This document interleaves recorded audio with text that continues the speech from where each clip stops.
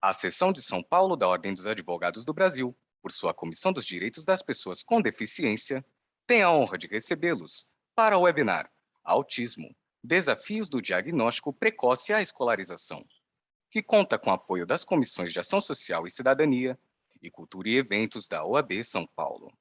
Este evento compactua com os Objetivos de Desenvolvimento Sustentável da ONU. Agradecemos e saudamos as autoridades que compõem essa mesa virtual, os participantes e todos aqueles que contribuíram com a campanha Ação Solidária da Comissão de Ação Social e Cidadania. Para conduzir a abertura oficial deste evento, anunciamos o Dr. Misael Conrado, presidente da Comissão de Direito das Pessoas com Deficiência da OAB São Paulo. Doutor, a palavra é sua. Muito boa tarde a todos que nos acompanham pelos canais da Ordem dos Advogados do Brasil.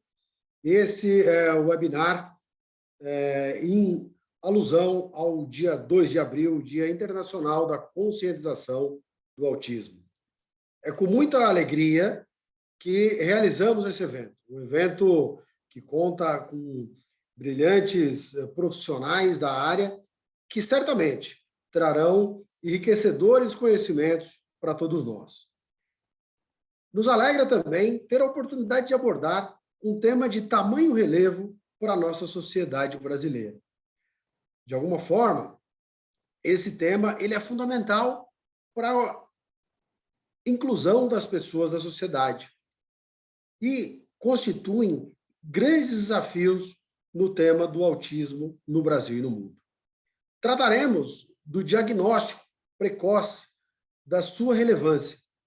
O diagnóstico ele é fundamental para que possamos ofertar as melhores condições para o desenvolvimento dos indivíduos. O diagnóstico adequado, ele pode contribuir para a melhoria da qualidade de vida, para a entrega da cidadania e, sobretudo, para a inclusão das pessoas com deficiência na sociedade. Abordaremos um tema não menos importante, que é a educação.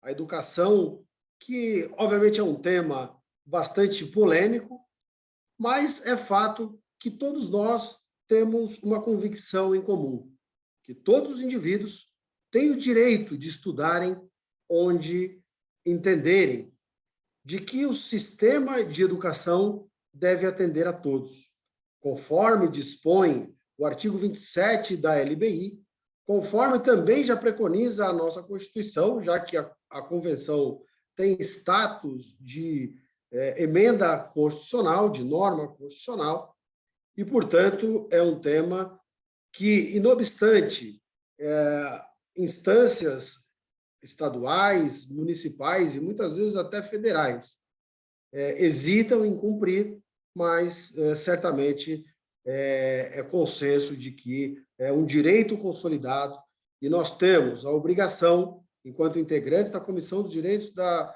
OAB de São Paulo, de trabalharmos para a garantia desse direito e para que todas as pessoas tenham a oportunidade e o acesso à educação.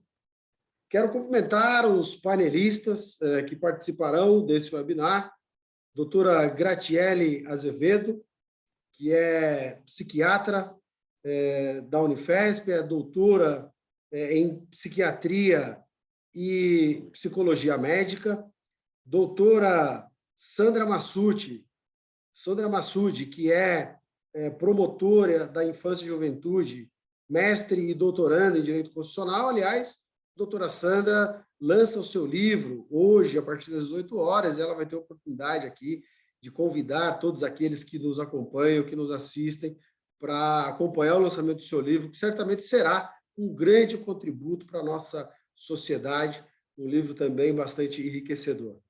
Doutora Camila Varela, a quem agradeço de maneira especial pela organização desse evento. Doutora Camila Varela é advogada, é mãe de uma criança com autismo, e a doutora Camila tem sido fundamental nos trabalhos da nossa comissão. Doutor Cauê Talarico, também integra a nossa comissão e também vem oferecendo uma brilhante contribuição para os trabalhos que vêm sendo desenvolvidos pela OAB. sobretudo aqueles desempenhados pela nossa Comissão dos Direitos da Pessoa com Deficiência. E doutora Maria Carolina, que também é mãe de criança com autismo, integra a comissão e também tem sido fundamental para a consecução dos nossos trabalhos. Para iniciarmos os trabalhos de hoje, convido a nossa primeira expositora, doutora Gratiele Azevedo, para sua intervenção. Doutora Gratiele, a palavra é sua. Primeiro, agradecer pelo convite, né, e parabenizar vocês, aí, parabenizar a comissão por organizar isso e pela batalha que tem sido aí, né, a luta que vocês têm feito, que é muito importante. Então, eu vou falar um pouquinho para vocês de sinais precoces, né, vou tentar fazer caber tudo aqui nesses 20 minutos. Vou compartilhar minha tela agora com vocês, tá? Vamos ver, acho que já está todo mundo vendo, né? Então, vou compartilhar com vocês. Então, me chamo Gratiele, eu sou psiquiatra da infância e adolescência e eu sou vice-coordenadora do ambulatório de autismo da Unifesp, que é o TIM, tá? Então, vamos lá, vamos começar a falar um pouquinho sobre diagnóstico precoce, né? E primeiro, falar assim, olha, por que é tão importante, né, o diagnóstico precoce? O autismo, ele é classificado como um transtorno do neurodesenvolvimento, né?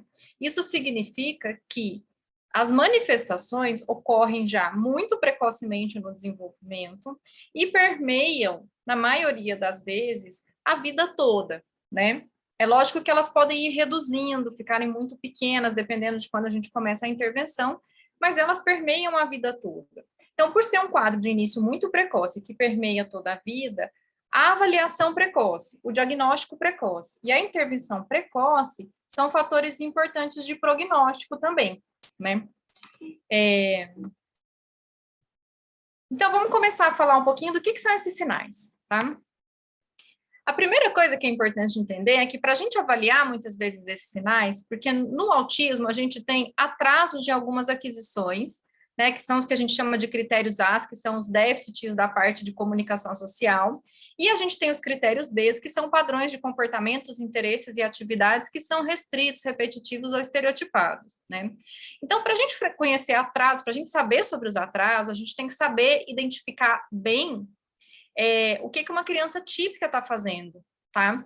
Então, por exemplo, com 6 meses, é uma criança que vai gostar de brincar, no sentido de interagir, especialmente com os pais, está respondendo às emoções de outras pessoas, muitas vezes parece feliz, se olha no espelho, com 12 meses ela já está apontando e respondendo ao chamado do nome, né?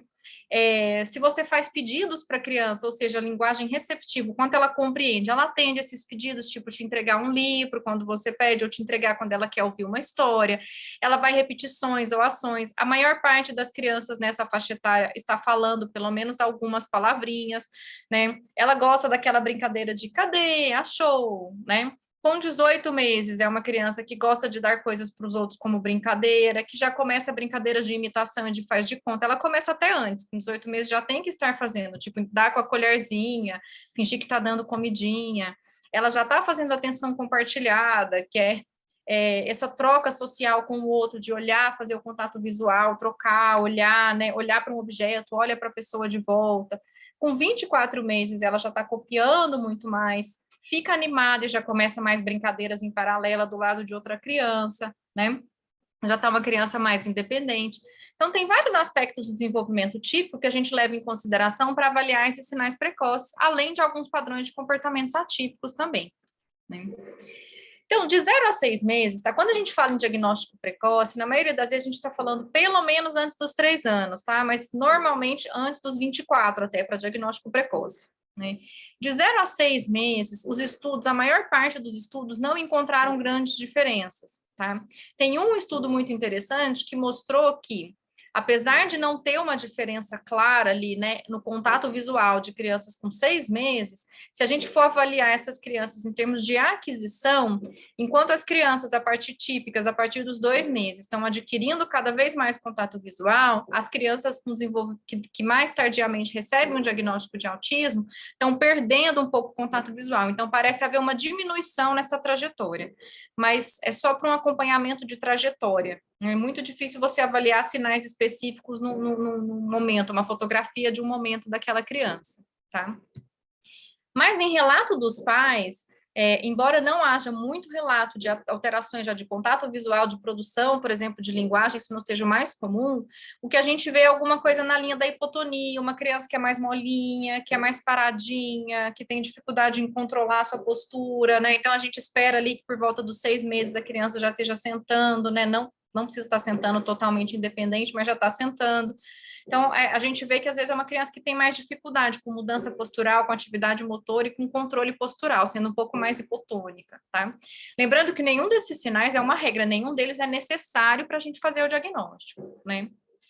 Já por volta de 12 a 24 meses, a gente já vê muito mais dado na literatura e na prática clínica, tá? Então, com 12 meses, é uma criança que tem um interesse reduzido nas pessoas, que não apresenta uma resposta ao nome adequada, né? Que é na maioria das vezes que a gente olha para essa criança, que não apresenta um sorriso social, lembrando que o sorriso social aparece por volta de 2 a 3 meses já, tá? Então, com 12 meses, não apresenta esse sorriso social, não está usando gestos para se comunicar, então gesto de apontar, de bater palma, faz pouco contato visual, não está compartilhando atenção e olha menos para o rosto, né? Com 24 meses, a gente já vai vendo que isso vai se intensificando.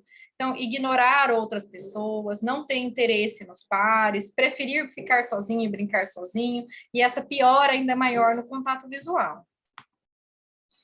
Então, né, o que são alguns desses sinais, para dar exemplos, né? Um exemplo é o sorriso social, que a gente já pode notar alterações, alguns estudos falam em crianças que têm ele diminuído a partir de 5 meses, então, ele 5 para 6 meses costuma ser quando a gente começa a notar alguma coisa mais clara, antes disso, mais difícil.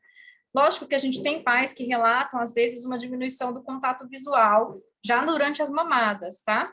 Mas nos estudos a gente não conseguiu ver uma diferença muito grande. Então, os primeiros sinais apontados são esses, a diminuição do sorriso social, a expressão de alegrias por volta de 5 meses, né? Ali, já antes de completar um ano, é uma ausência ou diminuição de trocas de sons. Então, as crianças, elas vão assim, a mamãe fala assim, a criança faz um, dá, e a mamãe fala, que legal, você conversou com a mamãe. Isso é uma troca de som e a criança já está respeitando, às vezes, uma troca de turno. Ela fala alguma coisa, espera a mamãe falar alguma coisa, né? Então, ela tem troca, tanto através de sons, quanto sorriso e expressão facial, em resposta aí aos estímulos de outras pessoas. A outra coisa é o contato visual, que, como eu mencionei, às vezes nos primeiros 6 meses é difícil observar, mas a partir disso a gente já pode observar mais claramente, especialmente ali mais perto de um ano, uma criança que não está fazendo, não está sustentando o contato visual. E uma outra coisa, assim, né, que a gente observa no desenvolvimento típico, que essas crianças podem ter dificuldade, é já por volta de 8 meses, a criança seguir o olhar do cuidador. Então, não é só ela olhar para você, mas quando você olha para algo, ela segue esse olhar também. Aqui estão alguns vídeos, tá, que vai mostrar um pouquinho ali, né, essa dificuldade de como as crianças não vão utilizar gestos para apontar, para mostrar, tá? Deixa eu passar um pouquinho. He explores a new toy. He remains aware of the people Então, lá, nearby. aqui a gente está uma criança típica, né, que está explorando He checks in with his mother mas ele behind him continua to ensure that explorando she as also outras sees the pessoas, toy. né? Ó, Next, ele olha para a mãe ali do lado shows de that he trás para ver se a understands mãe the está social por lá. Ele responde ao uso de gestos, tá? Então, a pessoa estendeu a mão, que significa um gesto de me dar. Ele responde adequadamente ao uso de meaning of the gestos. woman's pointing né? gesture by Ele immediately segue o looking uso at the de sticker. gestos, né? O gesto de Then apontar, he aí looks ele está over at another seguindo. sticker she had pointed out before. E aí ele se vira continues para the um woman's outro, topic of communication as he points to adesivo the que ela Tigger tinha sticker. olhado. Tá He vendo? shows Ó? the Ela colou o adesivo, ele motivation to vai e se maintain vira de social novo, engagement with tá? others. E aqui a gente pegar uma criança com desenvolvimento atípico, né? First, he flaps his hands Ó, while enjoying the bubbles. primeira coisa é que a gente já observa He aí does um not share movimento his enjoyment by estereotipado, looking né? at the De man. balançar as mãos. Embora ele pareça ter muita alegria, né, com as He does not bolinhas de respond to sabão, his ele name. não responda muito ao nome quando chamado.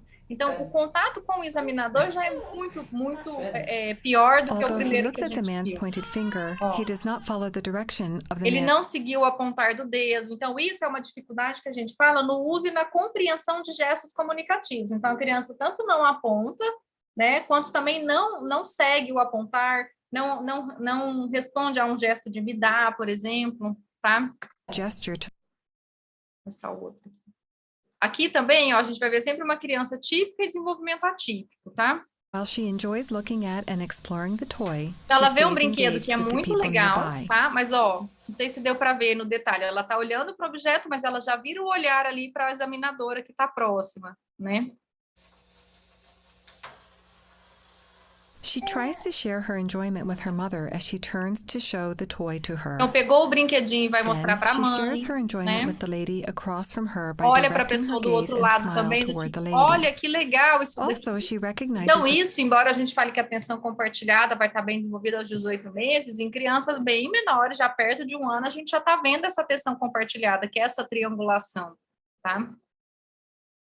the lady is a source of help. Her request for help Ela is também, clear ó, and ela gostou do effective. brinquedinho, mas ela não sabe fazer ele funcionar. Então, ela reconhece que a pessoa que está ali perto é uma fonte de ajuda e estica a mão e pede para essa pessoa ajudar. Coordinating eye contact, gesture, and vocalization for E purposeful sempre o que é communication is interessante a aí, ela coordena, ela não é que ela faz um pedido de uma forma também pouco funcional, como é só entregar e sem olhar. Ela entrega olhando para a pessoa e a gente vê que tem aquela expectativa de que, olha, o que vai ser feito com isso, né? E Notice how aqui uma his criança attention is ativa. so focused on the toy that he does not interact with the people nearby. He does not share his attention with others. Então, a gente vê claramente a diferença. Ele está focado no brinquedo. Ele gostou do brinquedo, mas ele está focado no brinquedo. Ele não olha para as outras pessoas, tá? Ele não mostra.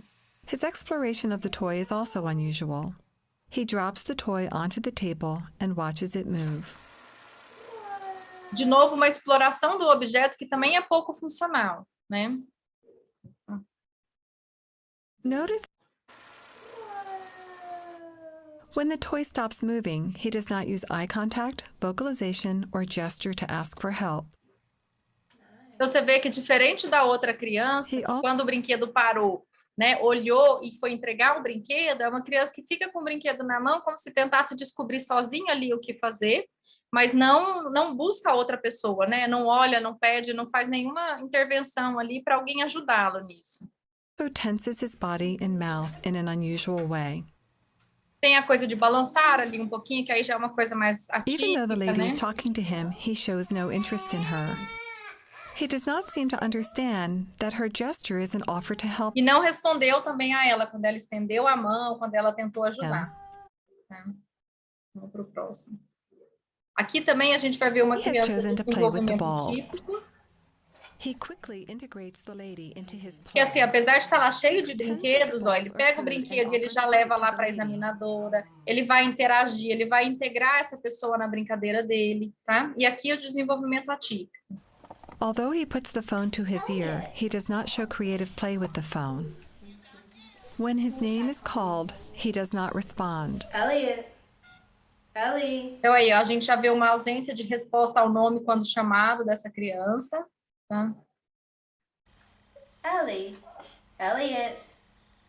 Estou chamando He does várias not vezes. offer ele the não phone to responde. others so that they can have a turn. You return to his name and Não oferece aí numa brincadeira como a outra His criança mother tries fez. to distract his attention away from the phone. Aí, ó, quando a mãe chama a criança que não está fazendo contato visual, tá? Não está interessada ali nessa interação. there you are. She begins to tickle him. Então, a gente fala que o interesse ele está muito mais no objeto, tá? Do que nas pessoas. Although he seems to enjoy the tickling, Aí ela faz he cosquinha, does not look at né? his mother or Mas é make uma a social criança que também connection não with olha her. para a mãe, não faz conexão durante esse momento. He does not try to communicate with his mom to keep the social game going. Olha lá, fica com o olhar mais disperso, sabe? Não tem um feedback para a mãe de, nossa, tá legal, estou gostando disso, vamos brincar mais, né? E aqui também um pouco de compartilhar a brincadeira. As he creates a pretend play activity, he Então aqui é uma criança que está brincando, né, de faz de conta, e que vai engajar a outra pessoa nas brincadeiras dele.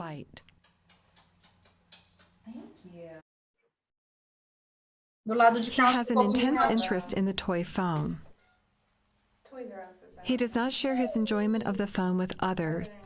set up like the classroom. Diferente daquela criança, ó, é uma criança que pega o objeto, sai de perto da examinadora, não compartilha. Aqui são recortes, gente, é lógico que os vídeos são bem mais extensos, tá? Então não é um momento pequeno desse que eu vou ver, é lógico que é um padrão repetitivo dessa He criança, has an né, intense em relação a isso. Não vamos passar não. que ele era bem parecido, a criança mostrando essa interação. Em termos de aquisição de fala, que não é um critério diagnóstico específico, tá? Mas que a gente vê um atraso também, né, frequentemente nessas crianças, tá? A gente tem aqui ausência de balbucio aos 12 meses, lembrando que o típico, o balbucio acontece de 6 a 9 meses, então já é um atraso significativo, tá? As primeiras palavras costumam ocorrer ali de volta, por volta de 10 a 14 meses, mais ou menos, aquela mamãe, papai, pelo menos, tá? Então, aqui a ausência de palavras com 16 meses, e a ausência de frases com 2 palavras com 24, né? Lembrando que muitas vezes as crianças típicas com 24 meses estão falando em torno de 150 a 300 palavras, né? Então, é uma discrepância muito grande. Esses atrasos que a gente está falando aqui já são atrasos significativos, tá? Em relação à parte de movimentos repetitivos estereotipados, o que esses estudos mostram é que já assim, antes de 1 ano, em torno de 9 até 2 anos, a gente já pode observar também algumas vezes as crianças fazendo estereotipias motoras, como aquele balançar de mãos que a gente viu, um uso incomum de objetos, então não dá o uso funcional, é uma criança que não evolui ali, que começa naquela coisa de às vezes empilhar um brinquedo ou outro, às vezes nem isso, mas não evolui para uma coisa mais simbólica, funcional ali, de pegar o carrinho, fingir que é um carrinho, de fazer aquele faz de conta com a colherzinha, né? E exploração visual em comum, às vezes um olhar lateralizado, chegar ao objeto muito perto e ficar olhando também, são algumas das coisas notadas nessa faixa etária, né? Aqui são exemplos das estereotipias, né? Então, aí é uma criança com uma estereotipia aí que lembra um pouco o flapping, né? Mas é mais ficar balançando ali os dedos em frente, né? E do lado de cá, uma criança já que uma persistência ali, uma brincadeira aí não funcional, que é ficar empilhando objetos, tá? É lógico que tem objetos que são feitos para isso. Nesse caso, é um objeto feito para isso, mas é uma criança que tinha um padrão persistente de não evolui para outras brincadeiras e permanece nessa brincadeira mais estereotipada de ficar empilhando ou enfileirando, né? Então, um resuminho desses sinais precoces aí são: na parte de interação social, um contato visual inadequado, que pode estar diminuído ou ausente, ausência de expressões alegres e amistosas, uma ausência de compartilhar interesse, que a gente viu nos vídeos, não vai mostrar, não traz o outro para o jogo social, uma ausência de resposta a pistas contextuais, como gestos, por exemplo, e ausência de resposta ao nome, ou diminuição, porque algumas vezes eu vejo a família falar, não, ele responde ao nome, mais de 10 vezes que a gente tenta, responde 1 ou 2 vezes, tá? Então, é um padrão persistente, né? Na parte de comportamentos repetitivos e interesses restritos, a gente pode notar já movimentos repetitivos com objetos e um uso pouco visual do objeto, movimentos ou posturas de corpo repetitivos, então se balançar as mãos, aquela criança fazia uma tremidinha ali um pouco atípica, que era também persistente. Essa falta de brincar com variedade de brinquedo, então fica uma coisa mais restrita, né? Como eu falei, aquela preferência só por coisas de empilhar, não evolui para brincadeiras mais simbólicas. A exploração sensorial em comum, então ficar levando na boca, ficar cheirando, ficar passando a mão, né? E às vezes um excesso de interesse em alguns brinquedos específicos. Na comunicação, a gente vai ter questões de uso de gestos, então a ausência do comportamento de mostrar, seja para compartilhar, mostrar apontando, uma alteração da prosódia, eventualmente, quando essa criança está falando, prosódia tem a ver um pouco com a entonação da voz, né? Às vezes, ausência de consoantes na comunicação, então uma criança que não evolui, ela começa com aquele e não vai para o mamamá, papapá, né? Não evolui para aquela balbucio que a gente fala que é consoante, vogal. Usar a mão do outro como ferramenta, então, ao invés de apontar uma criança que vai fazer um pedido, puxa a mão do outro, tá? E algumas alterações de regulação emocional, que podem estar relacionadas a mais tardiamente questões de inflexibilidade. Então, é uma criança que fica muito irritada quando retira um objeto, demora muito para se acalmar quando fica irritada, tá?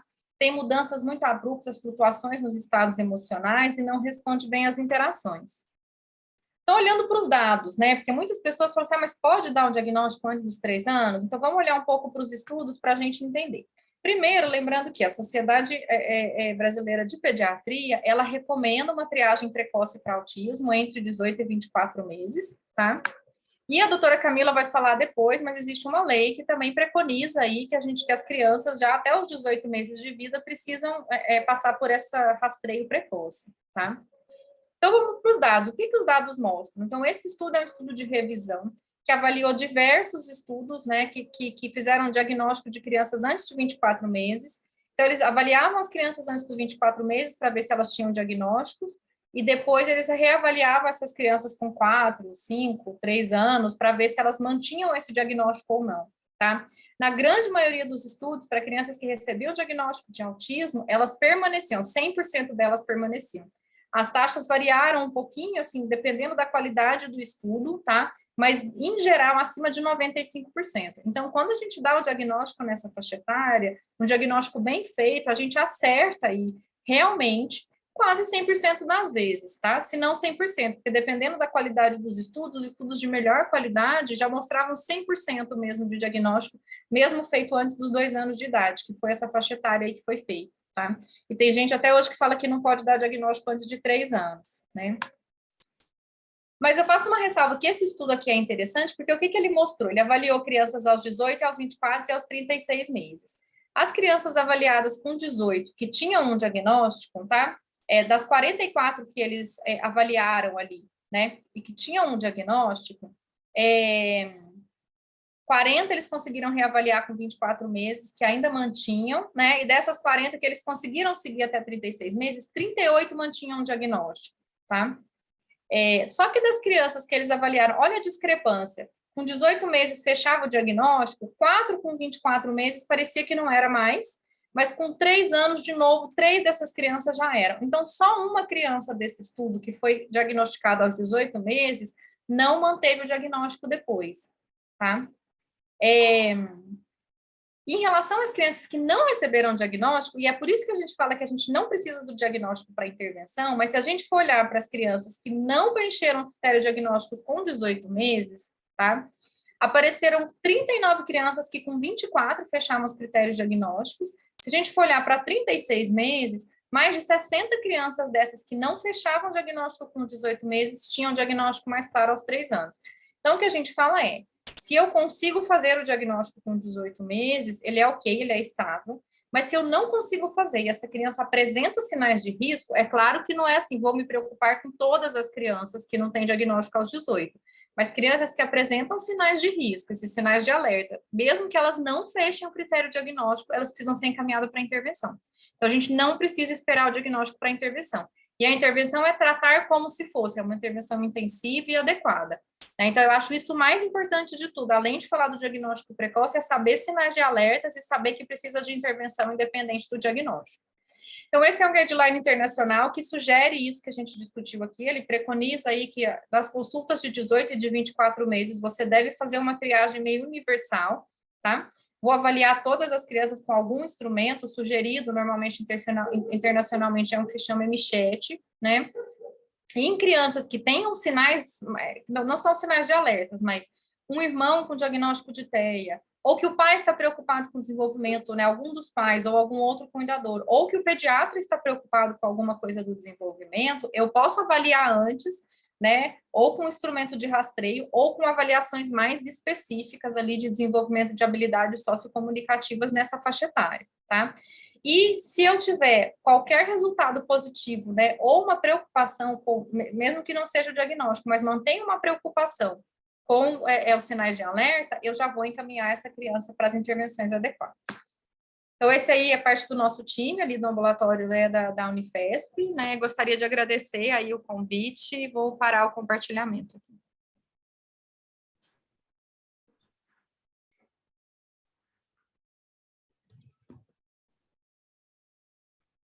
Muito obrigado, doutora Graciela Azevedo, pela sua apresentação, aliás, pela sua aula, pela sua brilhante exposição.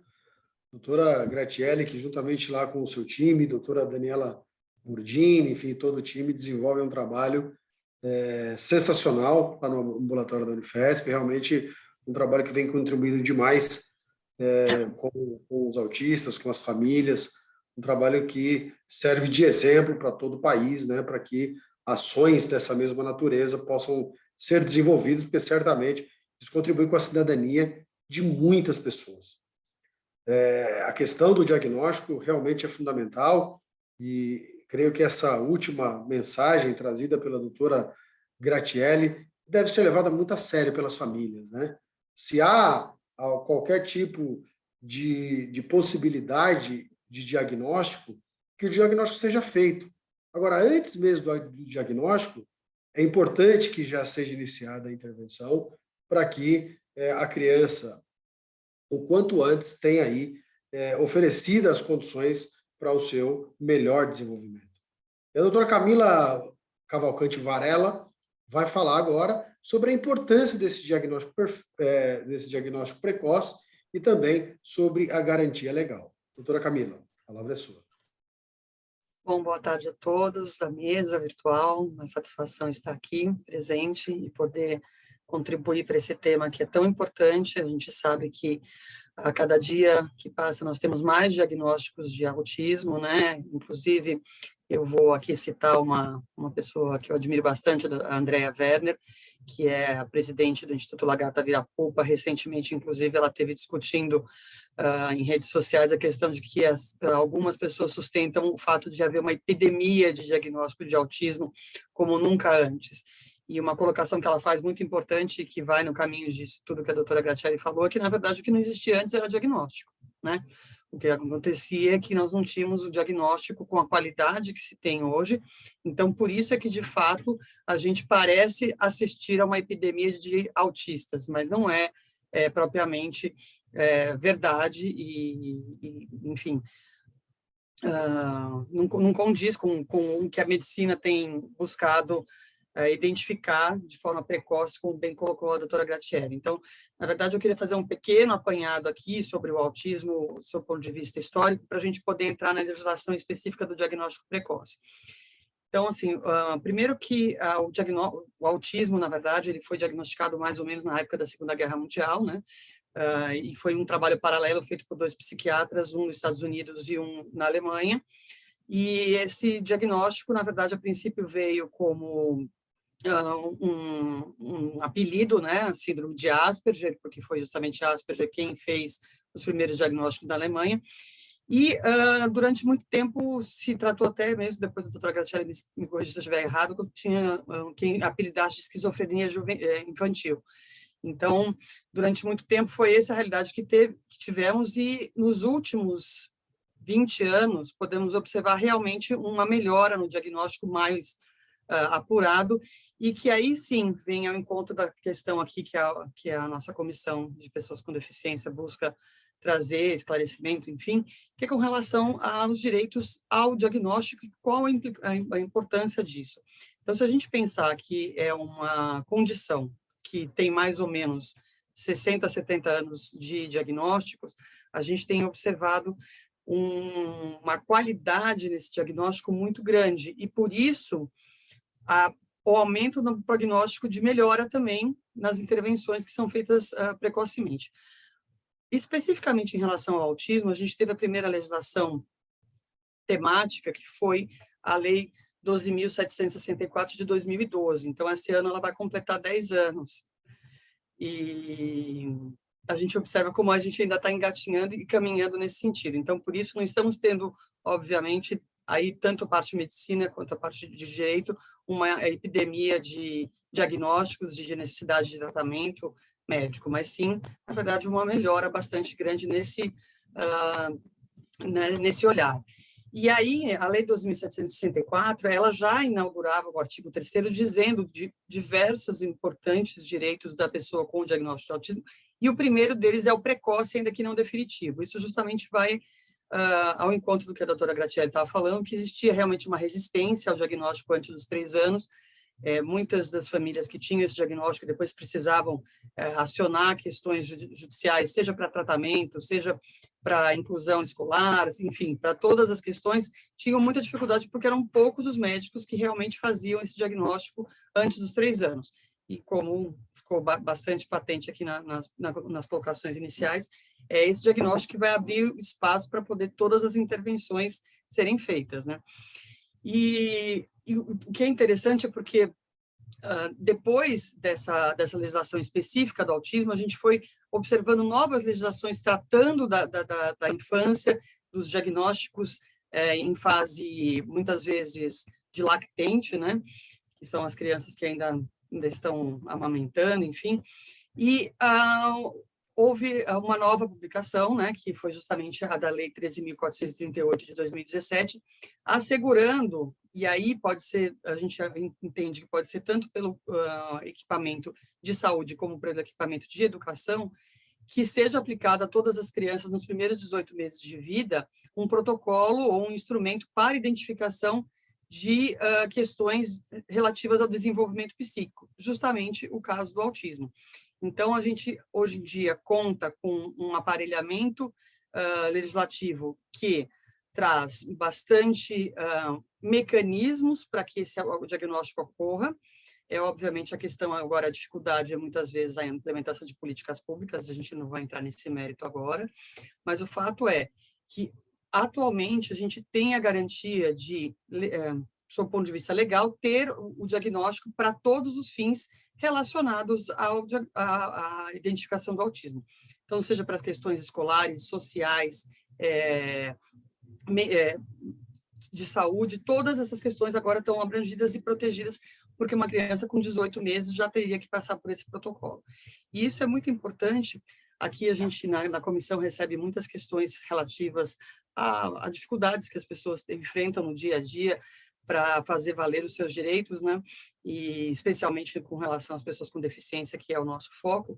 Então, o fato da legislação trazer o reflexo do que a medicina já está identificando, a possibilidade de sinais e marcos precoces e que ajudam a identificação, obviamente vão proporcionar que a pessoa, a família dessa pessoa com esse diagnóstico possa acessar todas as garantias que o diagnóstico traz, como acesso à saúde, à educação e aos aparelhos sociais. E isso é, de fato, muito importante, porque o que a gente observa, inclusive, é que, num passado não muito distante, pessoas com esse diagnóstico, muitas vezes, não recebiam a precisão, né, da identificação dos transtornos, e mais do que isso, por conta de não receberem um diagnóstico preciso, muitas vezes enfrentariam dificuldades e barreiras para o resto da vida, porque não tiveram o acesso aos estímulos e tratamentos precoces que são justamente garantidos pela legislação e são necessariamente prescritos pelos médicos. Então, é realmente uma felicidade poder trazer a doutora Graziele aqui, trazer esse conhecimento sobre as questões que aparecem já logo nos primeiros meses, porque, muito embora a gente tenha a garantia legal de que a identificação teria que ser feita por protocolo de 18 meses, o que a gente assiste é que as famílias, muitas vezes, são a primeira a identificar os pontos. A gente observa que, infelizmente, embora esteja garantido por lei, nem sempre os aparelhos públicos, sejam de saúde, sejam os de educação, estão preparados ainda para esse diagnóstico. Então, a importância de divulgar essas informações que parecem estranhas a uma comissão de direito, na verdade, são uma tentativa nossa aqui, presididas pelo Dr. Misael, que tem essa preocupação tão profunda com a cidadania, de trazer um pouco de elementos para o exercício dessa cidadania. A gente, obviamente, nenhum de nós aqui, fora a doutora Graziele, obviamente, tem a ambição de fazer um diagnóstico precoce de uma criança com autismo, mas esses elementos, a divulgação deles, são muito importantes. E importantes também no seguinte sentido, de que, conhecendo esses primeiros aspectos e sabendo que há uma legislação que garante esse diagnóstico precoce, as pessoas, quando procuram o SUS, ou mesmo os médicos particulares, tenham essa consciência e não se sentindo à vontade, achando que realmente tem alguma coisa diferente com aquela criança, dentro daquela limitação do leigo, possam exigir que realmente avance a investigação e que chegue num diagnóstico, porque o diagnóstico vai abrir portas para todos os aparelhos sociais e de saúde, mas mais do que isso vai trazer dignidade para a vida futura dessa pessoa, porque o diagnóstico é a porta para a intervenção. Então, acho que seriam essas colocações que eu gostaria de fazer com a doutora Graziele. Perfeito, doutora Camila, excelente intervenção. E realmente essa é a essência da questão. Ter a orientação de que existe uma lei que garante o direito, né?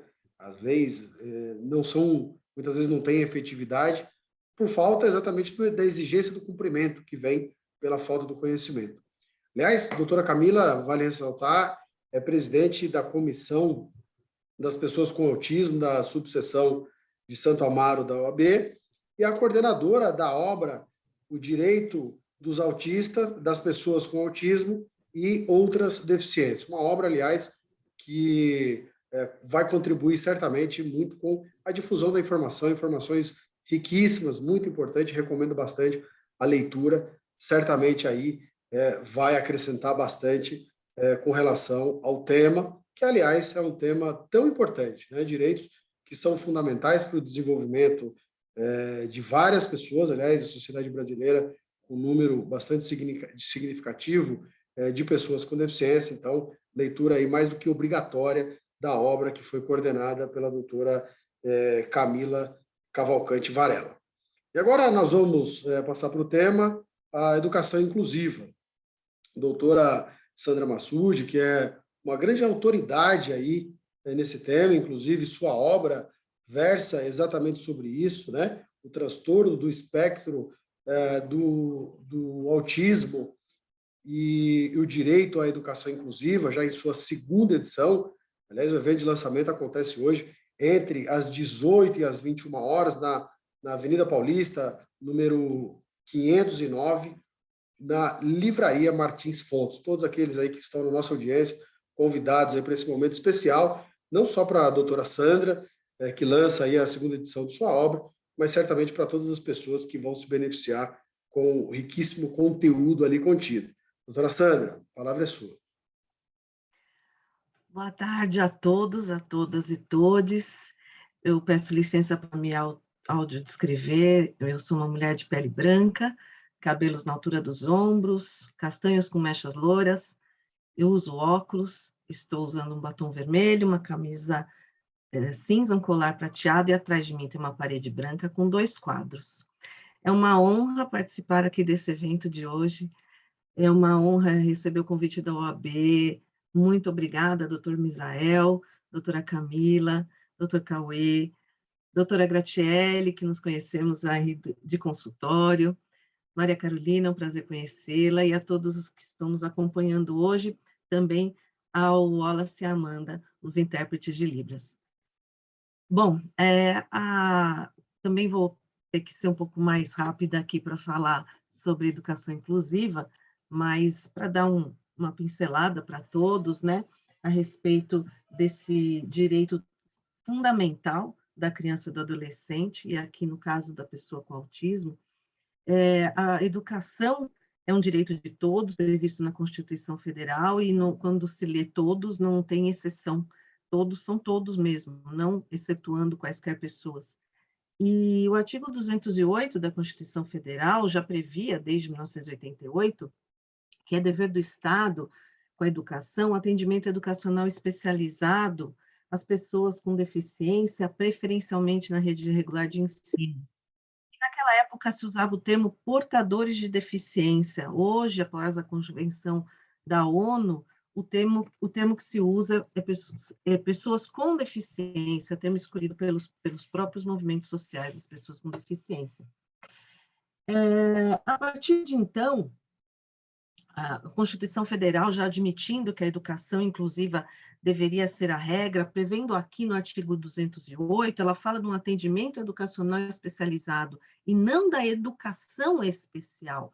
A educação especial é uma modalidade de ensino, e a educação especial ela foi ressignificada, né, a partir da década de 60, 70, as ciências da pedagogia e da educação foram entendendo que a educação para as pessoas com deficiência, principalmente deficiência intelectual, ela precisaria desenvolver estratégias para que esse ramo da educação fosse usado dentro de um ambiente inclusivo.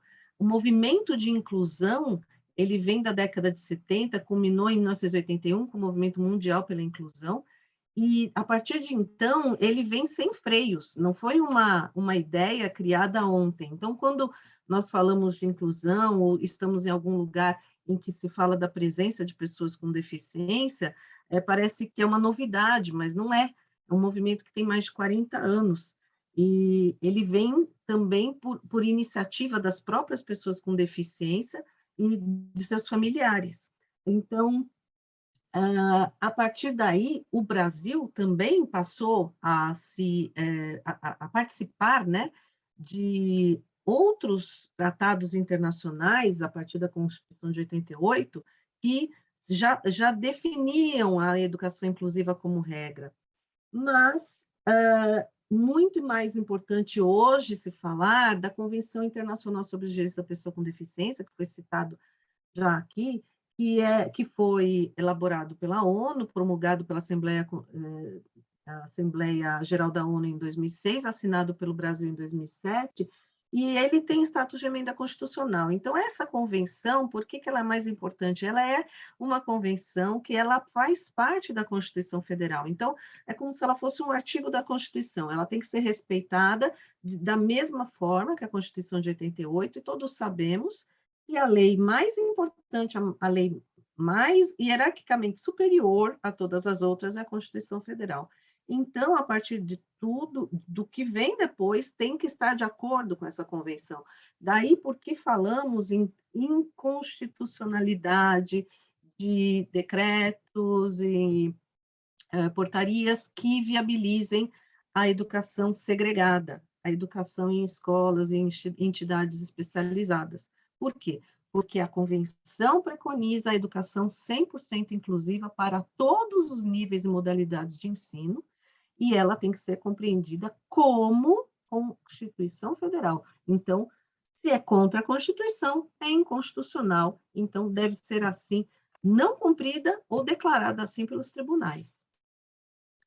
O artigo 24 dessa convenção é o que fala sobre a educação, e ele fala, inclusive, sobre as diretrizes da educação inclusiva que devem proporcionar o pleno desenvolvimento do potencial humano, deve garantir o senso de dignidade, autoestima e o desenvolvimento da personalidade, talentos e criatividade das pessoas com deficiência, e que elas devam se desenvolver numa sociedade livre.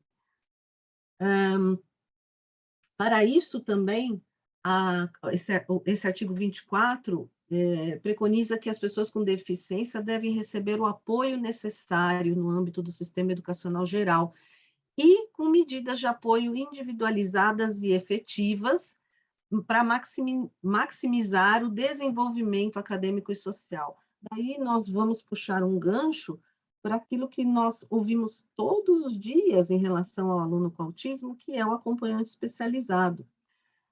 O acompanhante especializado é exatamente essa medida de apoio individualizada e efetiva. Bom, efetiva, claro, vai depender se essa pessoa que vai fazer esse papel terá suas funções definidas ali naquele ambiente.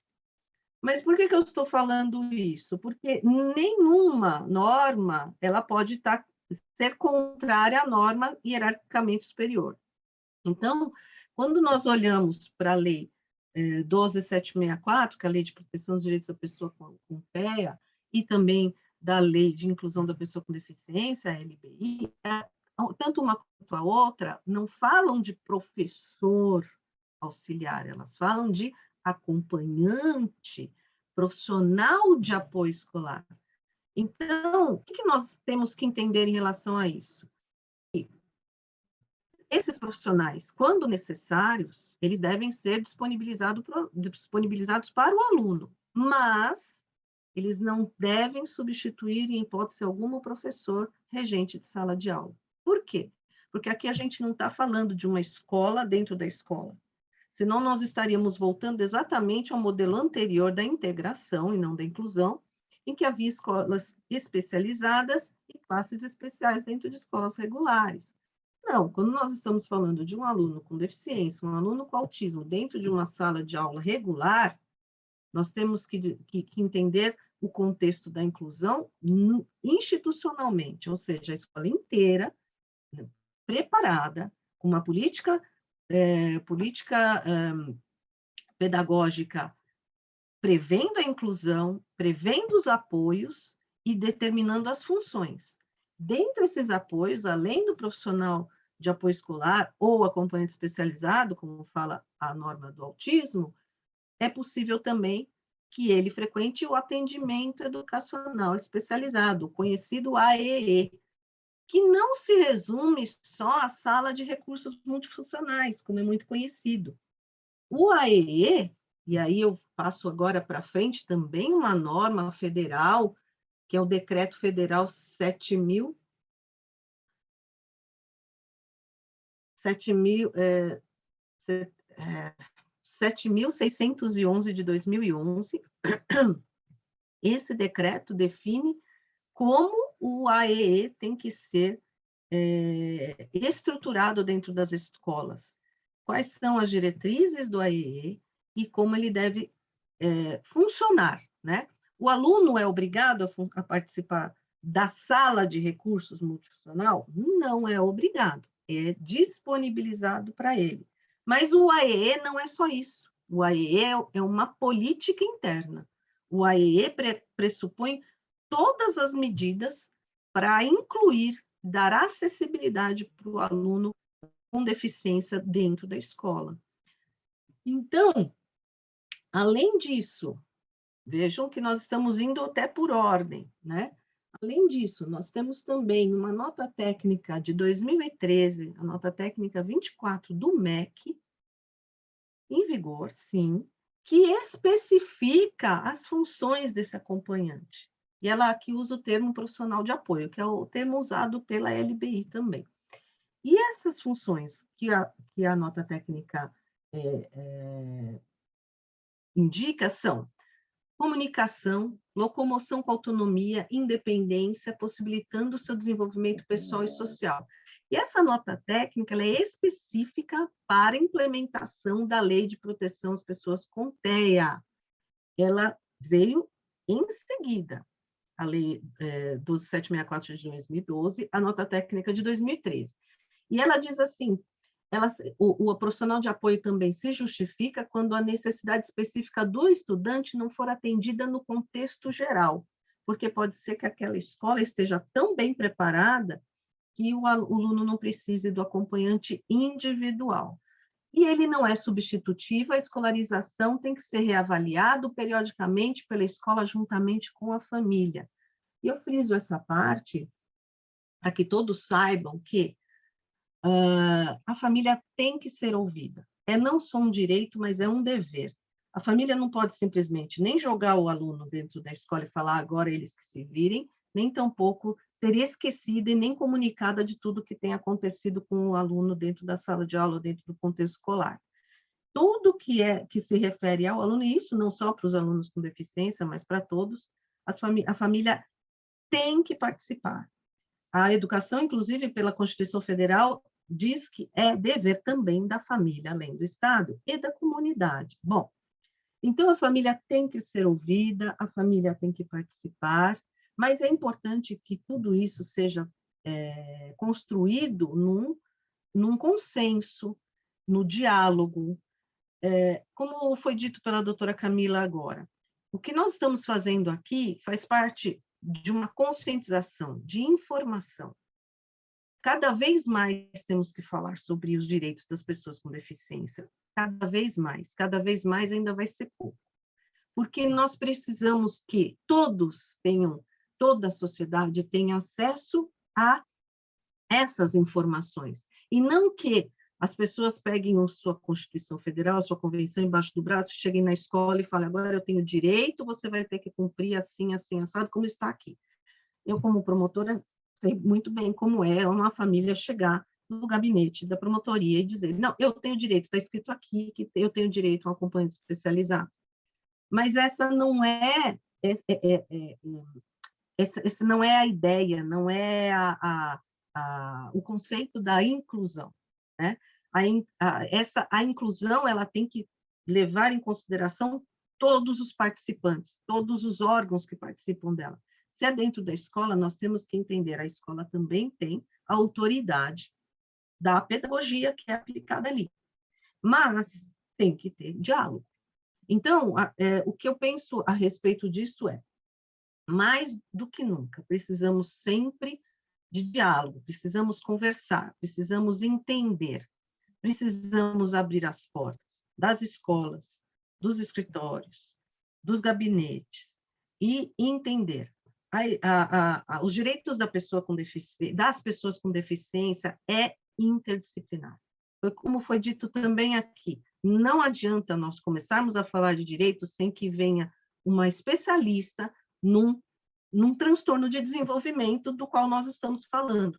Então, é preciso que todos estejamos juntos conversando. O especialista no transtorno, o especialista no atendimento terapêutico, o especialista na pedagogia. E aí, depois, mais tarde, não vai precisar nem mais de advogado, nem de promotor nessa história. É o que nós esperamos para o futuro, né? Então, além disso, nós temos também uma resolução do Conselho Nacional de Educação de 2009, que prevê o AEE como sendo de competência, né? A instituição do AEE, de competência dos professores que atuam na sala de recursos multifuncionais, juntamente com os demais professores do ensino regular. Então, é importante também, de novo, frisar, o aluno com TEA, o aluno com deficiência intelectual, ele não vai ser criança para sempre. Ele cresce, ele vai ser um adolescente, um adulto com direitos. Quais são esses direitos? Não é direito não é só estar lá na escola bonitinho, brincando. Não, ele tem direito a aprender e eles aprendem. Eles aprendem, sim, muitas vezes da maneira deles e mostram que aprenderam também da maneira deles no tempo deles. Também precisamos dos profissionais da medicina, da psicologia, da saúde, para mostrar isso.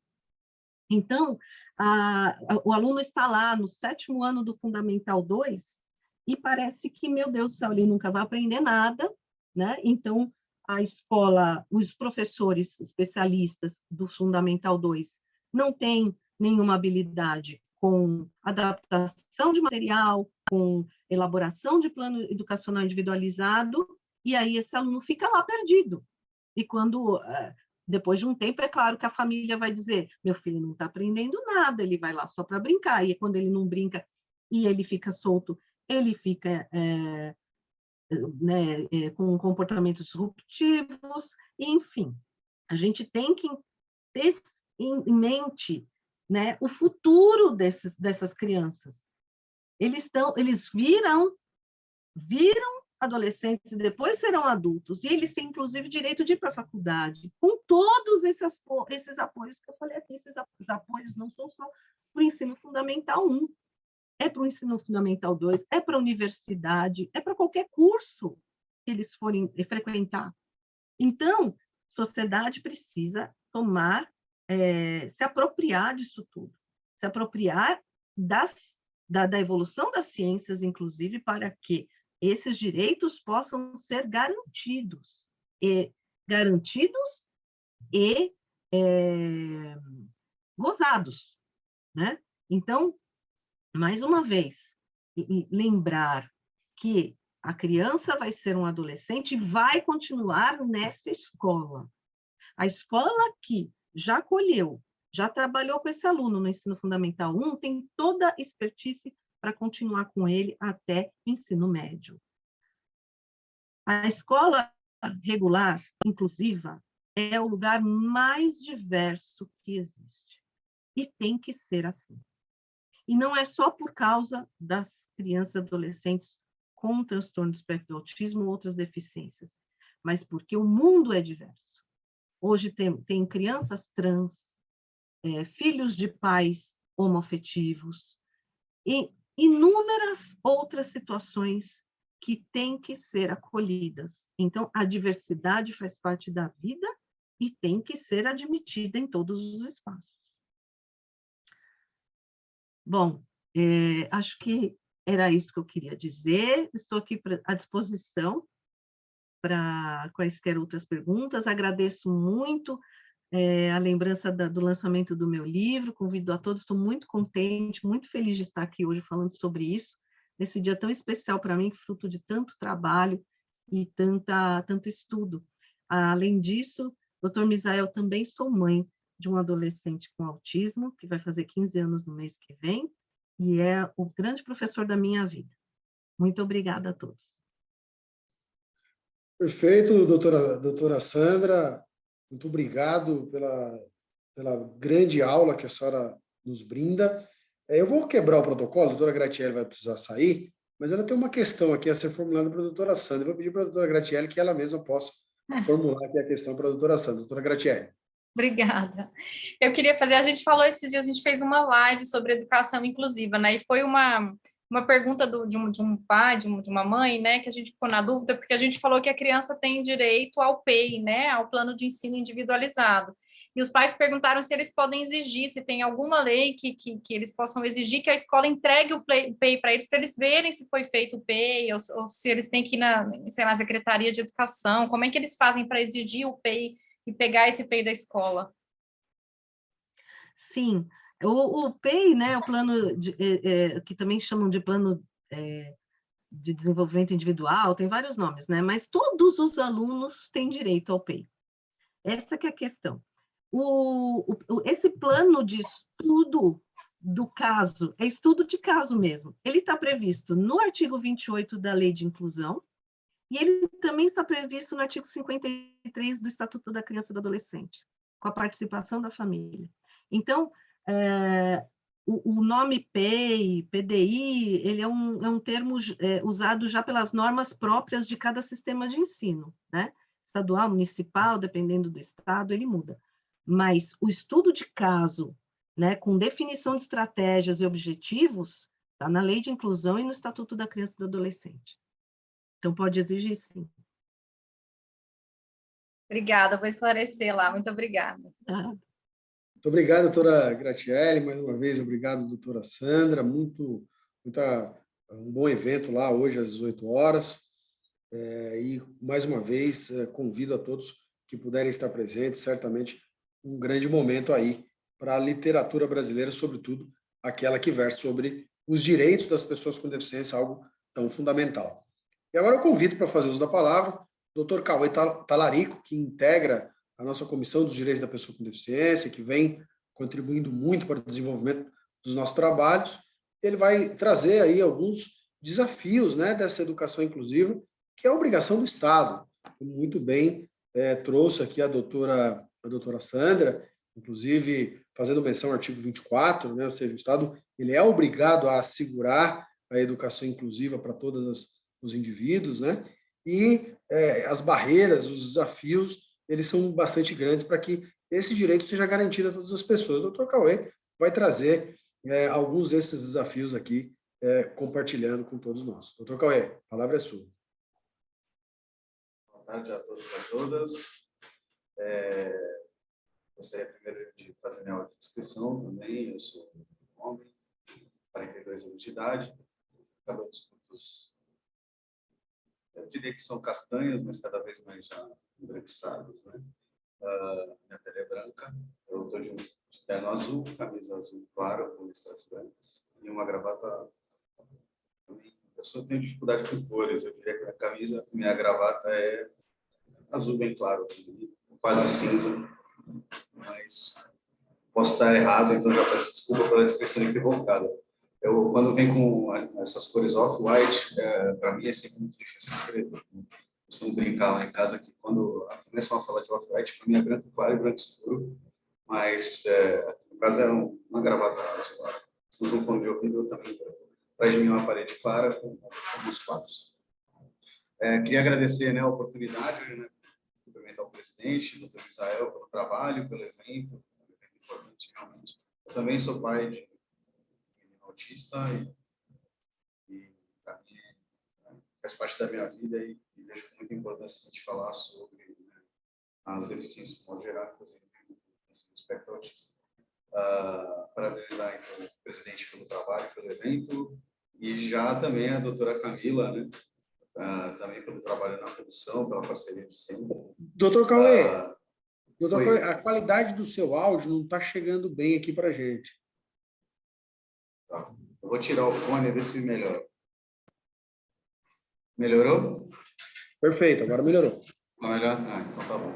É que para mim, por causa da atenção, o fone normalmente é melhor, mas se está chegando melhor o áudio, tudo bem.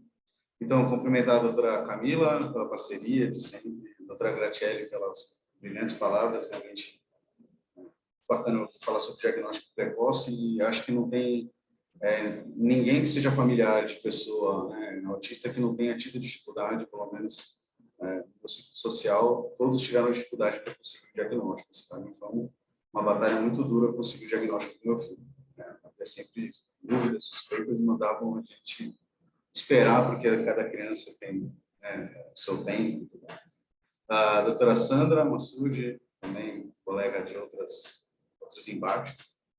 A doutora Maria Carolina, nossa colega de comissão. Aos intérpretes Wallace e Amanda, muito obrigado. E o pessoal que está dando suporte para a gente aí na obra.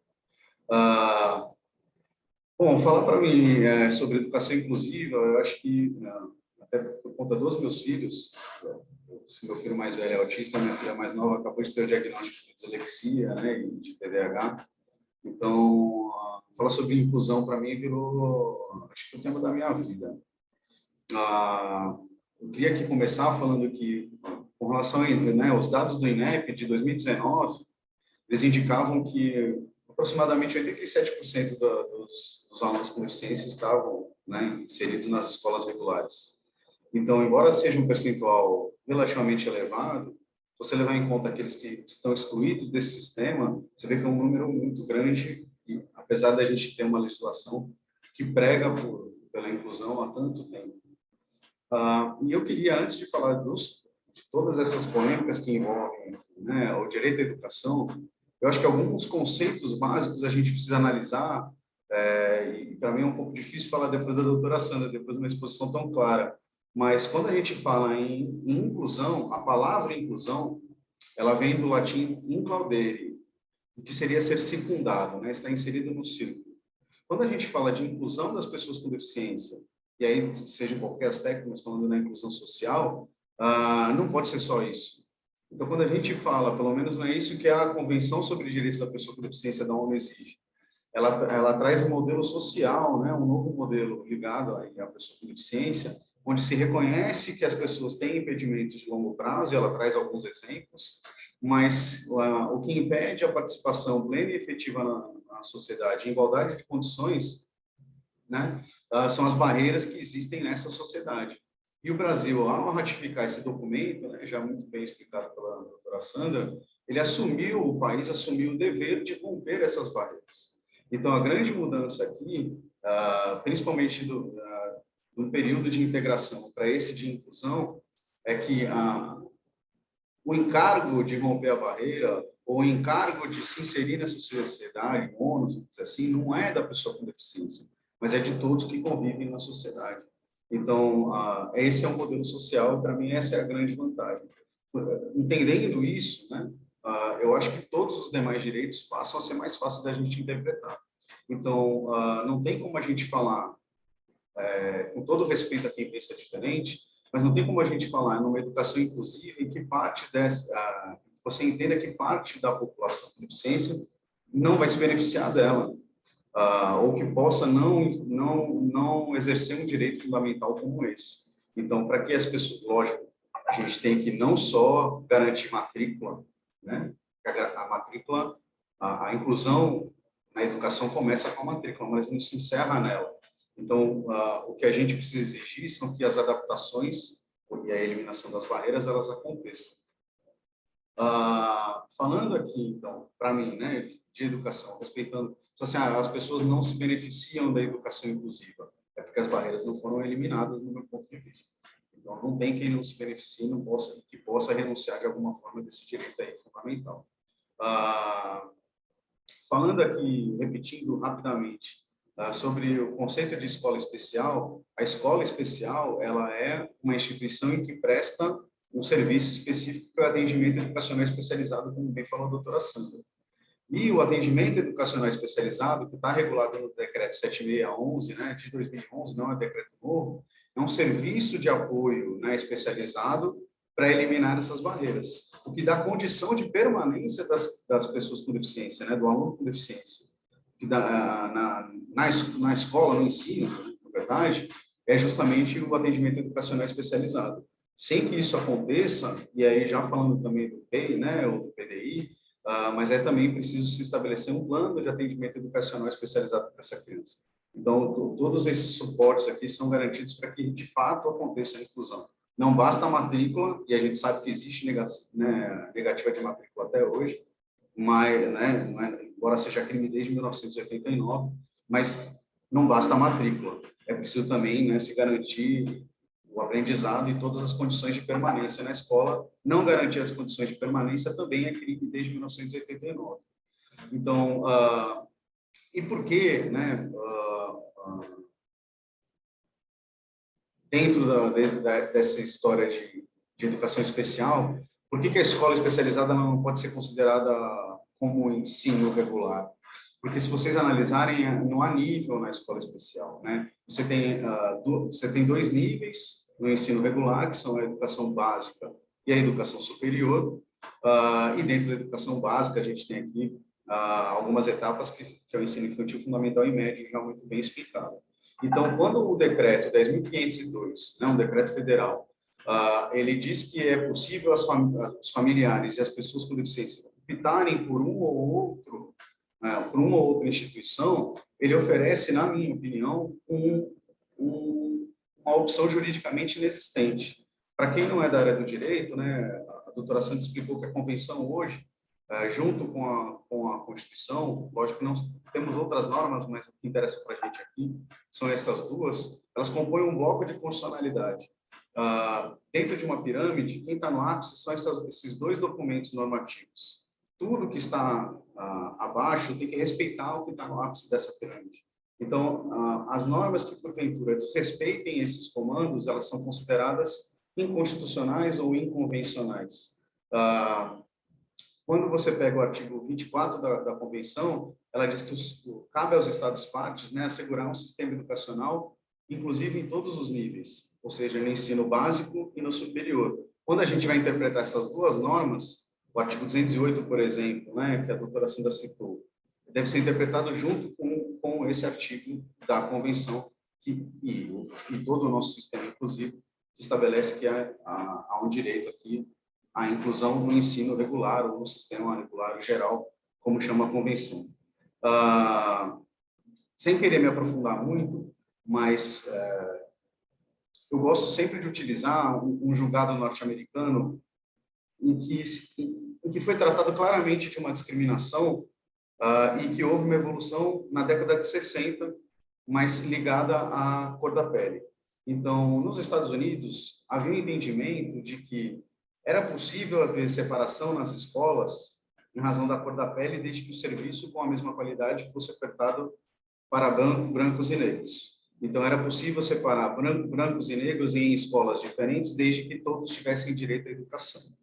Essa tese era chamada, né, de separate but equal, né, separados mas iguais. Isso na década de 60. Então, ainda na década de 60, houve uma evolução para uma outra tese, que seria tratado como iguais, né, treatment as an equal, em que se reconheceu, aí se utiliza as ações afirmativas também, mas se reconheceu que não, que é direito de todos estarem na escola. Então, para mim, é o mesmo raciocínio com relação às pessoas com deficiência. Não há, se você pegar o fator de discriminação, né, ter um impedimento de longo prazo ou não é razoável você separar em escolas, em locais diferentes ou em locais diferentes dentro da mesma escola, pessoas que têm totais condições de aprendizado como um todo. Lembrando que a Constituição diz que, em primeiro lugar, o objetivo da educação é a formação da cidadania. Em segundo lugar, seria a formação para o trabalho, né? E a gente acaba se preocupando, acho que às vezes, mais em formar para o trabalho do que para formar o cidadão consciente de todos os seus deveres. E aí, entrando justamente nas polêmicas, por que a gente não consegue, de fato, né, garantir que os alunos, além de matriculados, tenham, né, uma educação de qualidade? Do meu ponto de vista, a gente acaba esbarrando, infelizmente, na alegação dos custos, que, claro, não se pode cobrar nenhum valor adicional, desde 1989 isso também é crime, Mas a verdade é que, principalmente no ensino privado, a gente encontra muita resistência porque as pessoas não querem ter, né, alguns gastos a mais com profissionais de apoio, a adaptação de materiais específicos, ou até mesmo na elaboração do PEI. Então, as escolas não querem sair dessa zona de conforto e, de fato, incluir. Então, as que aceitam ainda aceitam, porque tem muita negativa de matrícula ainda, mas as que aceitam, elas ainda não fazem a inclusão de fato, vamos dizer assim, porque elas matriculam os alunos, mas não dão condição de permanência. Só para encerrar aqui minha fala, que eu sei que estou esperando já o tempo, mas eu queria dizer, porque é muito comum a gente escutar, né, que, veja só, mas existem uma série de alunos, autistas ou não, né, com deficiência, saindo da escola sem um aprendizado. Mas existem inúmeros alunos sem deficiência nenhuma que saem das escolas também sem aprendizado. Então, isso mostra que na verdade, o serviço educacional não está sendo bem prestado, seja ele, né, para uma pessoa com deficiência ou não. O que a gente precisa é exigir uma maior qualidade de ensino para todas as pessoas, tenham ela alguma deficiência ou não, sejam não autistas. Por que para mim a educação é um tema tão importante, tão caro?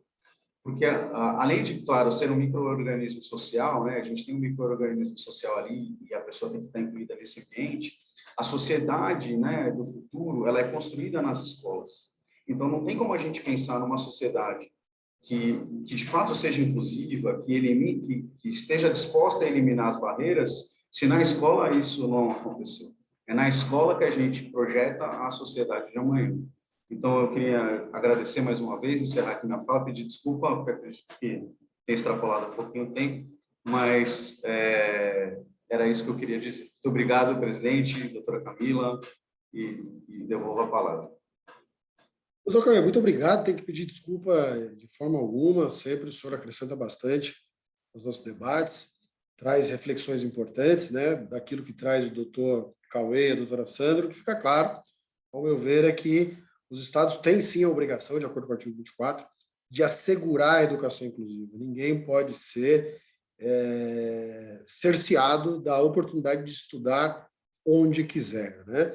Eu só tenho a preocupação da gente promover a exclusão em nome da inclusão, né? É uma preocupação que eu tenho.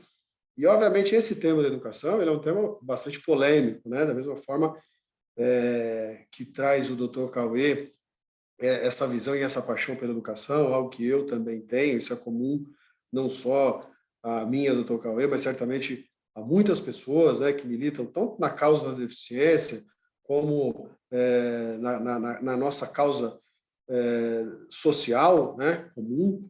Então, é uma causa extremamente importante, nobre, e eu proporei à nossa comissão que a gente faça um evento para tratar disso. Obviamente, da mesma forma que o doutor Cauê e a doutora Sandra têm a convicção com relação à inconstitucionalidade da educação especial, né? Há muitos que entendem que a educação especial ela pode ser uma modalidade de educação inclusiva e não necessariamente representa segregação, né?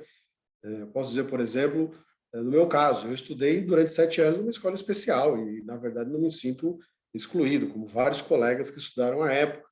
É da mesma forma que traz o doutor Cauê, muitos podem ter acontecido o contrário. Eu entendo que o que nos une e que tem que unir a todos é exatamente a garantia de uma educação de qualidade. É isso que a gente precisa realmente perseguir. As barreiras precisam ser rompidas, né? A lógica que foi alterada pela convenção, que muito bem trouxe o doutor Cauê, na mudança aí do nosso conceito, né, da deficiência, das barreiras, isso naturalmente precisa sair do papel, porque se não sair do papel, a gente vai excluir em nome da inclusão. Se a gente disser que a deficiência está na sociedade, nas estruturas, nos modelos, e não nas pessoas, mas se a sociedade e os governos não estiverem dispostos a romperem, a remover essas barreiras, a gente vai excluir em nome da inclusão e simplesmente o discurso ele fica muito adequado e a realidade nem tanto. Então, eu acho que é um dever nosso, né, enquanto integrantes aqui da OAB, de todos aqueles que militam na nossa causa, de lutarmos diariamente para que realmente essas barreiras deixem de existir e as pessoas possam conviver em igualdade de condições com as demais pessoas em nossa sociedade. Então, acho que isso deve nos unir, e todos que militamos e que entendemos essa causa importante, devemos caminhar juntos no sentido exatamente de eu proporcionar condição para que todas as pessoas possam viver em igualdade de condições, né? E esse tema da educação inclusive educação especial, eu entendo que seja um tema que merece, assim, muita nossa atenção, da mesma forma que há o entendimento da inconstitucionalidade, as escolas continuam existindo. Então, entendo eu que é importante a gente encontrar um meio termo. Da mesma forma que eu entendo que não são todas as pessoas, ainda que o entendimento seja pela constitucionalidade da educação especial, mesmo que como uma modalidade de educação inclusiva, que não são todas as pessoas que são elegíveis para, por exemplo, eleger qual modelo de educação. Entendo eu que um grupo especializado, né, um grupo multidisciplinar, deveria estabelecer a elegibilidade para que essas decisões possam ser tomadas. Mas, enfim, isso é para um evento específico, o tema realmente é um tema bastante complexo, e nós procuraremos, lá na comissão, fazer esse debate internamente para que a gente possa construir um bom debate no sentido de avançarmos, né, principalmente pela relevância que esse tema tem. Eu convido agora a doutora Maria Carolina Biasi, que vai falar sobre homeschooling, vai falar sobre algo que é importante e que é a experiência própria da doutora Maria Carolina, que certamente vai ser fundamental aí para muitas pessoas que têm situações semelhantes. Bom, boa tarde a todos. Quero cumprimentar nosso presidente, doutor Misael, doutora Camila Varela, pelo brilhante trabalho e pelo convite, doutor Cauê também pelo brilhante trabalho na questão da inclusão escolar, doutora Sandra Massoudi pelo livro que está sendo apresentado hoje, que eu tenho certeza que será balizador nas questões da inclusão escolar, e doutora Grace, que já saiu e que é a psiquiatra do meu filho, Jorge. É um tema muito amplo, o homeschooling, a gente tem pouco tempo para falar sobre ele, eu vou tentar ser breve. Como diz o doutor Misael, realmente foi uma questão particular que me fez chegar nesse tema, porque meu filho sempre frequentou a escola regular, com todo o suporte da equipe terapêutica. Ele tinha um assistente terapêutico, uma psicóloga contratada por nós, da equipe. A escola era inclusiva, tinha todo um perfil, com toda uma estrutura. Ele ficou dentro dessa escola de 1 ano e meio aos 6 anos. E eu fui observando, lógico, ele tinha muitos dispositivos, era uma criança doente, ele ficou 4 vezes internado. Uma das oportunidades de internação dele foi nunca vou esquecer, foi chocante para mim, uma apresentação de final de ano, ele tinha 3 anos, ele estava com assistente terapêutica no pau, nós saímos de lá, ele já não quis comer, ele foi internado por 7 dias com uma febre que não cedia. E eu fui passando, acreditando que era só uma questão de adaptação, porque é o que eu escutava de todo mundo. E com o advento da pandemia, ele não foi mais para a escola, como todas as outras crianças, e a gente teve que intensificar a questão terapêutica na clínica que ele está hoje. Hoje ele faz 35 horas de sessão por semana. E foi quando eu percebi que a insistência da inclusão escolar estava trazendo para o meu filho, emocionalmente e na questão de saúde, muito mais prejuízos do que evoluções. E foi aí que eu me deparei com o que fazer com ele. Porque, como disse o Dr. Cauê, a gente tem 2 opções hoje. Ou a gente coloca na escola regular e insiste na inclusão, ou a gente coloca numa escola especial. E eu nunca achei que meu filho precisaria frequentar uma escola especial, não por... Nem eu não tenho nada contra isso, mas meu filho é uma criança que, apesar de não ser verbal hoje, ele tem 8 anos, ele é uma criança que aprende. Então, eu percebi que com a intensificação de terapias e a inserção de algumas questões pedagógicas dentro da clínica, porque, ao final, ele estava sem escola, e a escola, nesse momento, nos abandonou, ela não conseguiu fazer a inclusão do meu filho através de vídeo, ele não conseguia ficar parado na frente de uma câmera para assistir. Eu percebi que a evolução do meu filho nesses 2 anos de pandemia, tanto na questão emocional, na questão de saúde, ele nunca mais ficou doente, ele estabilizou em comportamento, não teve mudança de medicação, ele estabilizou, os disruptivos dele se tornaram-se quase nulos, eventuais, e ele começou a aprender a passos largos. Foi aí que eu me deparei com a questão. Quando voltou eu fui obrigada a devolver ele para a escola, eu falei, e agora? E foi quando eu comecei a estudar o tema homeschooling e me deparei com uma outra questão. No Brasil não há, ainda tem um projeto de lei, mas não há nada sobre o tema. Existem algumas decisões antes da tese determinada pelo STF, deferindo o homeschooling. Hoje nós temos, por um estudo feito do Ministério da Educação, 35 mil famílias em homeschooling. Isso inclui crianças típicas. Eu tive acesso a esse grupo de pais que optam por homeschooling de crianças típicas. Conversei um pouco para poder entender o que levou eles a não querer que as crianças fossem para a escola. Não era meu objetivo, mas eu queria tentar entender um pouco desse perfil. Toda a legislação que a gente tem defendendo essa questão hoje é internacional. E eu vi que eu tinha que fazer algum movimento para que meu filho pudesse ter qualidade de vida e efetivamente, como diz o Dr. Misael, aprender. Porque ele tem condições de aprender, mas dentro da escola regular, para ele, no caso específico, não era mais possível. Eu conversei longamente com a doutora Grace, e a doutora Grace, que é a psiquiatra dele, com toda a equipe terapêutica, estudei muito a fundo o tema. Para mim, foi muito difícil tomar essa atitude, porque sempre o contrapeso era a questão social, que ele não ia mais ter contato com crianças típicas naquele momento. Eu fui a última a decidir. E quando eu decidi, foi a melhor coisa que eu fiz pelo meu filho hoje, dele poder fazer muito mais sessões de terapia, que a longo prazo é o que vai conseguir fazer com que ele seja minimamente independente, e com que ele tenha uma educação exclusiva, num formato híbrido, né? Dentro de todas as sessões terapêuticas que ele faz, em cada uma delas ele tem um aprendizado sobre questões escolares, e ele vem evoluindo. Sobre o homeschooling, só para que a gente saiba como ela está a situação no Brasil, nós temos a PL 2401/19, apensada a 3179 de 12, que está em trâmite, a CCJ já aprovou, está em trâmite e está em série de estudos. Parece que o governo quer aprovar essa lei antes do período eleitoral, mas o que me preocupa é que essa lei ela está novamente excluindo as crianças atípicas, porque não há nenhuma sessão, nenhuma menção, nada sobre a possibilidade do homeschooling para as crianças atípicas. E se ela for aprovada no formato que ela está hoje, nós vamos iniciar uma nova batalha, como a gente já vem travando da inclusão escolar há décadas, para que esse sistema seja permitido para as crianças atípicas. Eu falo em nome do autista, que é meu filho, mas para todas as crianças. Eu acredito que, como disse a doutora Sandra, a doutora Grace, é uma escolha que tem que ser muito bem formulada por toda a equipe. E, como disse a doutora Sandra, está na Constituição que a educação é um direito dos pais em conjunto com o Estado.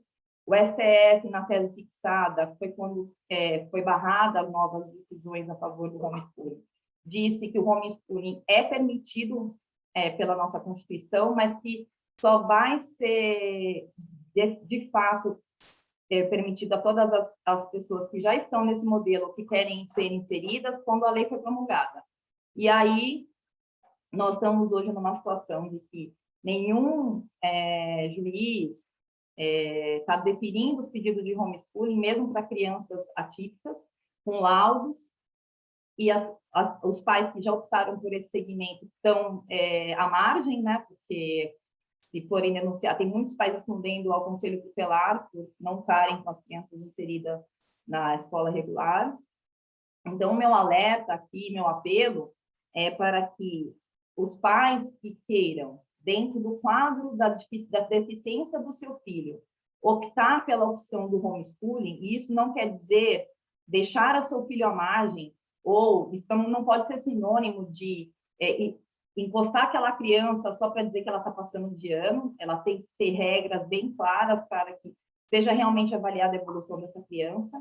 Mas a minha defesa aqui hoje, meu apelo é para que a gente inclua na nossa luta da inclusão escolar a inserção de uma seção específica dessa lei que está para ser aprovada, de que esse método também possa ser utilizado pelas nossas crianças e todas as crianças atípicas no Brasil afora.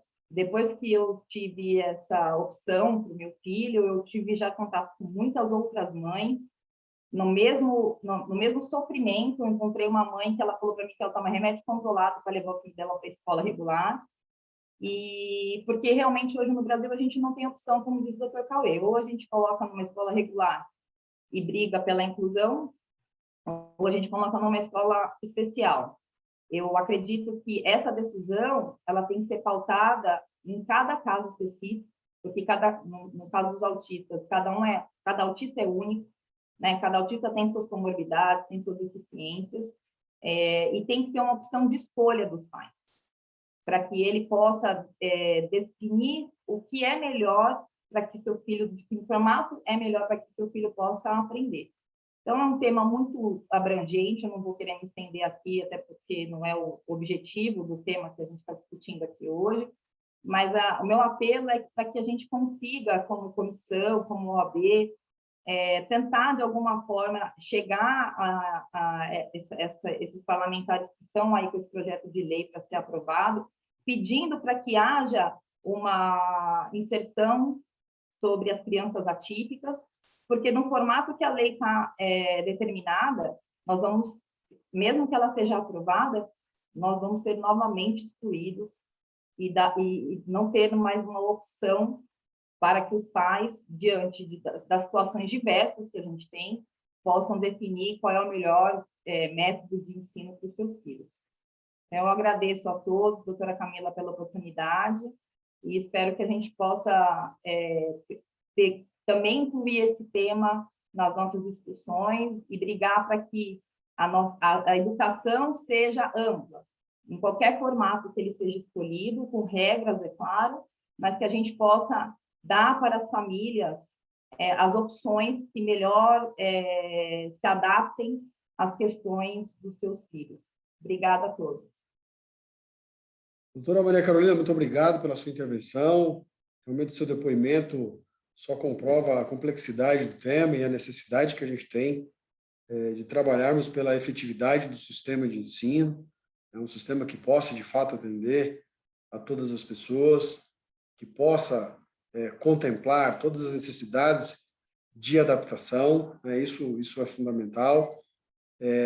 Por exemplo, se nós considerarmos a situação das pessoas cegas, se nós inseríssemos o Braille como uma disciplina nos cursos de pedagogia, basicamente nós resolveríamos o problema da alfabetização para as futuras gerações, né?